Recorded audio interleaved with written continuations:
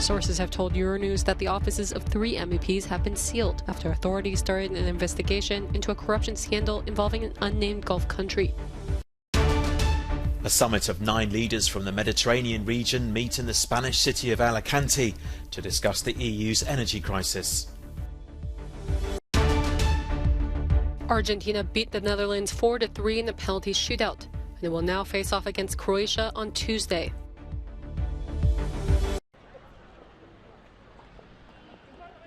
At least 4 people, including a former MEP, have been arrested in Brussels for their alleged involvement in a corruption scandal involving an unnamed Gulf country. After searches on 16 properties, police have seized around 600,000 euros in cash, computers, and mobile phones. Police started their investigation after suspecting for months that a Gulf country was trying to influence decisions inside the European Parliament.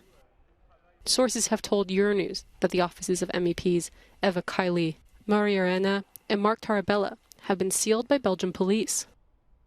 The arrested suspects are being questioned and could later be brought in front of an investigating judge. Some of the suspects were also active members of human rights NGOs. While the country has not been named by the prosecutor's office, various European media sources have said that the country is Qatar.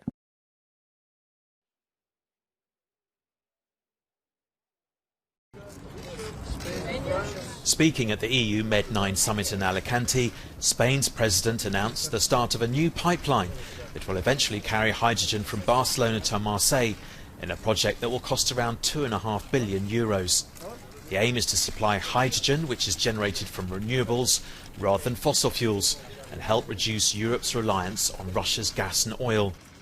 H2 Med, which will be operational at the end of this decade, will be able to transport, as the President of the Commission said, 10% of hydrogen consumption of the European Union by 2030. The group also discussed the EU's energy price cap of $60 a barrel that tries to limit the amount of money Russia makes from selling its oil around the world.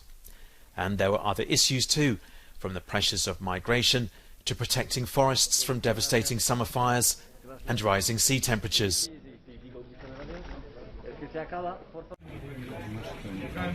A high-profile Russian opposition figure has been sentenced to 8.5 years in prison after criticizing the Kremlin's war in Ukraine. Ilya Yashin was charged with spreading false information about the military, a new offense added to the country's criminal law after Russia began the war in February. The charges relate to a YouTube live stream and refer to the killing of Ukrainians in Bucha. As well as the sentence, he's been banned from using the internet for 4 years. Yashin pleaded not guilty. As his verdict was read at the Moscow court, his supporters outside voiced their anger over the ruling. He was one of the few prominent Kremlin critics to have remained in Russia during a crackdown on dissidents. Yashin denounced this trial as fabricated and politically motivated, but that prison would not stop him from continuing to tell what he considers the truth.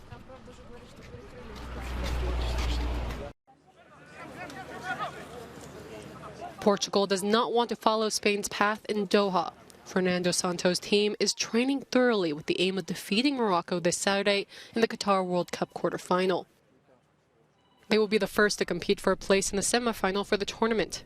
They will be followed by France and England. The Blues, reigning world champions, are relying on the excellent form of their star Mbappe, and stopping him will be one of the main objectives of the English team.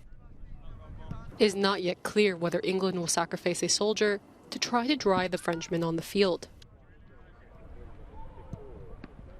Final preparations underway for France as they get set to face England for a place in the semi-finals of the 2022 FIFA World Cup. And Kylian Mbappe is back in contention and looking to add to his already impressive tally of 5 goals so far. Speaking of impressive, their opponents England have had a pretty strong campaign too. 12 goals they've scored, only 2 conceded. And having reached the semi-finals of the competition back in 2018 in the final of Euro 2020, this may be their best chance for a generation to lift that famous trophy. But they're up against a confident side who themselves looking to retain the FIFA World Cup and be the only side to do so since 1962. Sam Ashu for Euronews in Doha.